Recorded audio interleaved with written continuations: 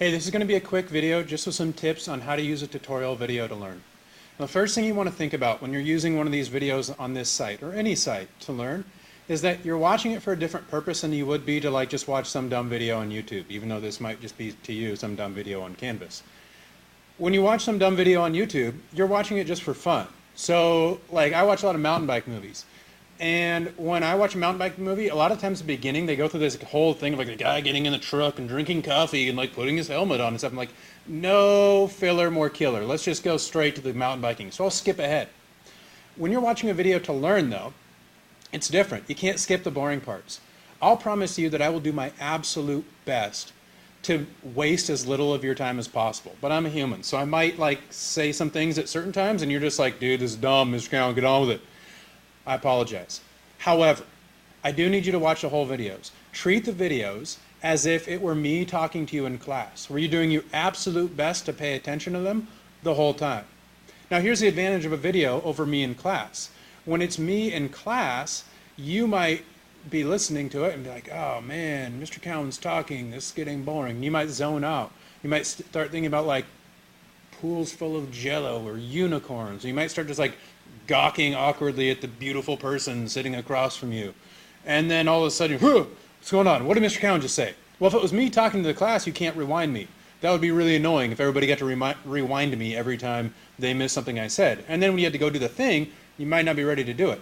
However, when you're watching a tutorial video, you can rewind. So I just want to show you the mechanics of how to do that. Say you're going to watch this video for whatever assignment. In this case, it's the one you just watched. So you hit play. You watch a video. Now there's a couple different things you can do here. So before we get... I'm going to pause it, and then we can play with some tools. One of the tools is this little star button. YouTube has a very similar thing, and it's like a little sprocket.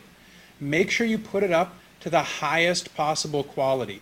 So what that means is look for the biggest possible numbers. 1280 by 720, that's bigger than any of these. Well, that's equal. This one's 353 kbps. That one's 315. You don't have to know what any of those things mean. All you got to know is do the highest one, because that's going to make the picture the most clear. Always go for the highest number for the quality. And then watching it like this is fine. I'm going to explain. But when you get a lot of times in assignments, you're going to end up with me going over very specific things that are on the screen. And the video being just this size on your screen, you probably won't be able to read all the things I go over. So use this button right here to maximize it. Make it full screen. And so when you make it full screen, then you can read all the things. Now if I'm going over something and I'm going too fast for you, use the pause button in the video to pause it so you can read the things on the screen too. And if you're spacing out and you miss something, go back a minute. Use this navigation bar down at the bottom to go back and forth a little bit, and then you can kind of review what I said and get another running start at it.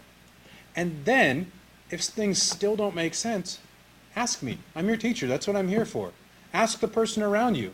They should be about the same pace as you are. And if they're not, maybe they've gone through it, or maybe they're not there yet, and you need to ask somebody else. But ask questions. If you watch the whole video and you don't review it at all, and then you're just going oh, I don't know what's going on, you raise your hand like, Mr. Cowan, I don't get it. That's really hard for me to help you. We're still going to figure it out. I'll do it. But it's harder for me to do it, and it's going to take longer. However, if you are watching a video and you get confused, and you're like, well, did I space out? Was I not paying attention? Okay, I'll go back and review. So you go back and review, and you still hit the same sticking point in the video, like, I don't get this thing you're talking about. Pause it right there. Raise your hand. I'll come over, and I'll do my best to explain it in a different way, and I bet we can get there. So make sure you ask questions. Treat it like I'm teaching you, because I am. I'm just doing it in a way that lets you move at your own pace and affords you the opportunity to review stuff that I say in case what I say doesn't make sense the first time. All right, moving on.